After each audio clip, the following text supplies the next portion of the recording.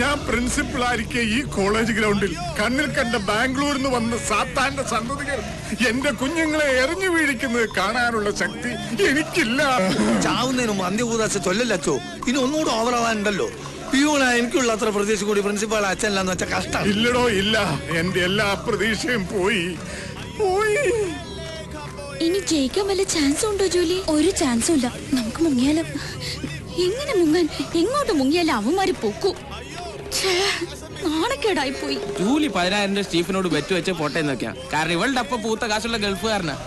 പക്ഷെ ലേഖ ചിമ്പുവിനോട് തല മൊട്ടയടിക്കാന്ന് പറഞ്ഞത് അല്പം കടന്ന കൈയായി പോയി. മൊട്ടയടിക്കാൻ തയ്യാറായിക്കോ. ദേ ചിമ്പു കത്തിയുമായി അവിടെ നിൽക്കുന്നുണ്ട്.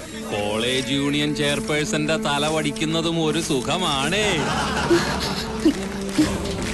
4 വിക്കറ്റ് എടുത്ത് തിളങ്ങി നിൽക്കുന്ന ശ്യാം സുന്ദർ ഇതാ ബോൾ ചെയ്യുന്നു.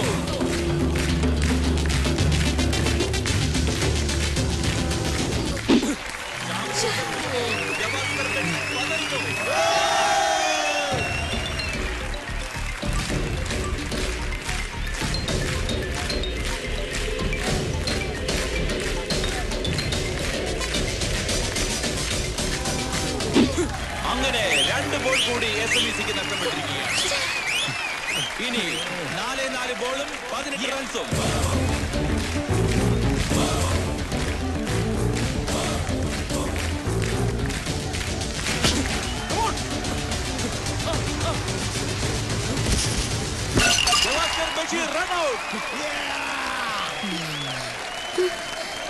അടിച്ചോടോ? ഇല്ല, തെളിച്ചൊരു ബിസ്ക്കറ്റ്. ഇനി എത്ര ബിസ്ക്കറ്റ് ഉണ്ട്? ഞാൻ ഒരെണ്ണം. ഓ എന്റെ ഈശോയെ. നരേന്ദ്രൻ